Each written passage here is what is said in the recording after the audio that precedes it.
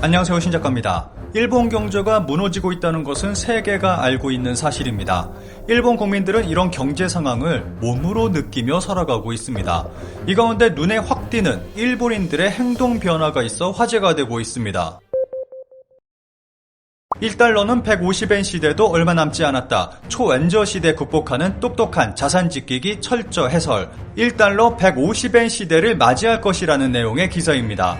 환율이 오르면서 세계 모든 나라가 고통받고 있습니다. 이 가운데 그 어느 나라보다도 심각한 것이 일본입니다. 최근 5년간 엔달러 환율 변화를 보여주는 그래프입니다. 엔화는 최저치를 찍으며 지금도 내려가고 있습니다. 1998년 8월 이후 24년 만에 가장 낮은 수준으로 곧 90년대 말 아시아 금융위기 당시의 수준을 훌쩍 뛰어넘을 것으로 예상할 수 있습니다. 원엔 환율은 이미 100엔 1000원 밑으로 떨어진 지 오래입니다. 일각에서는 900원 선도 무너질 수 있다는 전망도 나오고 있습니다. 일본은행은 주요국 중앙은행 가운데 유일하게 대규모 금융 완화 정책을 유지하고 있습니다. 반면 미국 중앙은행이 금리를 올릴수록 금리 차는 더 커지고 엔화의 가치는 떨어지게 됩니다. 이로 인해 일본 기업들은 실적 악화를 우려하고 있습니다. 그런데 무엇보다도 가장 큰 고통을 받는 것은 일본 국민들입니다. 지금과 같은 엔화 약세가 계속되면 올해 일본인 가정은 약 80만 원을 더 부담해야 한다는 분석도 나왔습니다. 사카이 사이스케 미즈오 리서치 앤 테크놀로지 수석 이코노미스트는 9월 이후에도 140엔대의 환율이 이어지면 정부의 물가 대책 효과를 감안하더라도 올해 한 세대당 지출 규모가 7만 8천엔 늘어날 것이라고 예상했습니다. 연간 수입이 900만엔, 하나 약 9천만원 이상 고소득 세대의 부담 증가율은 1%인데 비해 300만엔대, 하나 약 3천만원대 저소득층 세대의 부담률은 2%로 2배나 더 컸습니다. 일본 정부가 그동안 유지하던 세국 정책을 변경하고 10월부터는 무비자, 조건 없이 입국을 허용하겠다는 방침을 발표했습니다. 엔조로 인해 더 많은 외국인 관광객을 받아들일 수 있다는 판단에 내린 결정으로 볼 수 있습니다. 이렇게 엔저는 일본 정부의 정책에도 변화를 주고 있습니다. 그런데 황당한 정책도 나와 세계를 놀라게 하기도 했습니다. 일본의 주류 소비량은 지속적으로 줄고 있고 그 속도는 점점 빨라지고 있습니다. 이에 일본 정부는 술을 마시자는 캠페인을 벌였습니다. 게다가 이 정책을 추진한 곳이 국세청이었습니다. 이 소식은 전 세계에 전해졌고 일본 정부는 세계적 조롱을 당하기도 했습니다. 이러한 모습은 일본의 경제 상황을 보여주는 단면입니다. 엔저로 쪼그라드는 일본, 달러 기준 GDP 30년 만에 4조 달러 밑으로 떨어져 일본의 GDP가 독일 밑으로 내려가 세계 4위가 될 것이라는 전망이 나왔습니다.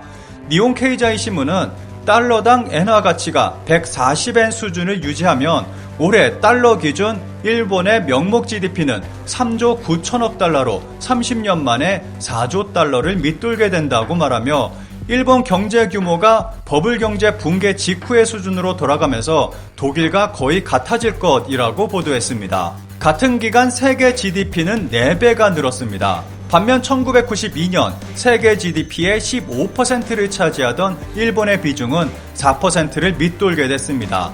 2011년만 해도 일본의 평균 임금은 한국보다 2배가 높았습니다. 그런데 물가 차이를 감안한 구매력 평균 소득은 이미 2018년 한국이 일본을 따라잡았고 최근에는 실질 평균 소득까지 한국이 더 높아진 상황입니다. 노구치 유키오 히토츠바시대 명예교수는 통화가치 하락은 국력을 저하시킨다며 해외로부터 인재를 유치하기 어렵게 돼 성장을 방해할 것이라고 지적했습니다. 그런데 이러한 우려가 눈에 보이는 현실로 나타나고 있습니다. 일본인과 중국인 해외 유학 격차의 우려, 일본의 국제 경쟁력 저하 우려도 기사에서는 일본인 유학생이 줄고 있음을 우려하고 있습니다. 일본에서는 유학을 가는 학생의 수가 점점 줄어들고 있습니다. 문부과학성 자료에 의하면 1개월 미만의 단기 유학을 포함한 일본인 대학생 유학생 수는 2018년 11만 5천 명 정점을 찍은 후 2019년에는 약 10만 명으로 감소했습니다. 이후 코로나로 급감했던 유학생 수가 회복하고 있지만 예전을 상회하지는 못할 것이라는 전망입니다. 게다가 이 숫자는 일본 정부의 예산이 단기 유학에 몰려 상승한 데이터입니다. 단기 유학에 학생들이 몰린 결과 이상한 데이터가 나왔습니다. 일본 대학생이 가장 많이 유학하는 나라는 바로 한국입니다. 2위가 미국, 3위가 캐나다, 4위가 호주입니다. 중국은 10위권 안에도 들어가지 못하고 있습니다. 이러한 현상은 일본 전체에서 일어나고 있습니다. 일본 국민 중 여권을 가지고 있는 사람은 19% 정도에 불과합니다. 이것도 해를 거듭할수록 줄어들고 있습니다. 현재 일본인들은 해외에 관심이 없고 국외에 나가고 싶어 하지 않고 있습니다. 이러한 이유로 일본의 국제 경쟁력 저하를 우려하는 목소리가 커지고 있습니다. 이러한 모습은 해외 관광지에서도 찾아볼 수 있습니다. 열심히 가난해지는 일본, 해외 현장에서 보이는 충격, 해외 주요 관광지의 모습을 통해서도 일본의 현실을 알 수 있다는 내용의 기사입니다. 기사의 일부분을 살펴보겠습니다. 거품 붕괴 전인 1990년 당시에는 일본의 평균 임금이 영국, 프랑스보다 높았으니 당연한 것인지도 모른다. 씀씀이가 큰 일본인은 현지인에게 고마운 존재였다. 그러나 지금 그 광경은 중국인과 한국인으로 바뀐 느낌이다. 유럽의 젊은이들은 소니나 파나소닉이 어느 나라 제품인지 모르고 토요타와 혼다도 고급차라는 인식이 아니다. 가전제품은 삼성, 휴대전화는 애플과 화웨이, 자동차도 기아와 테슬라가 주류를 이루고 있다. 시대는 완전히 바뀌었다. 기사에서는 예전 같았으면 해외의 고가 브랜드 샵 앞에 길게 줄 서 있는 일본인 관광객들의 모습을 흔하게 볼 수 있었는데 이제는 옛날 얘기가 됐다며 전 세계 주요 관광지에서 일본인의 모습은 완전히 사라졌다고 전하고 있습니다. 그러면서 소득 수준이 높아져 여유롭게 해외 관광을 하는 한국인과 비교하고 있습니다. 이러한 이유는 지속적인 경제 추락으로 인해 일본인들에게 마음의 여유가 사라졌기 때문입니다. 그 결과 해외 유학도 해외 여행도 가지 않게 됐고 관심조차 사라진 것입니다. 관련 기사에 달린 일본 네티즌들의 댓글을 짧게 살펴보겠습니다.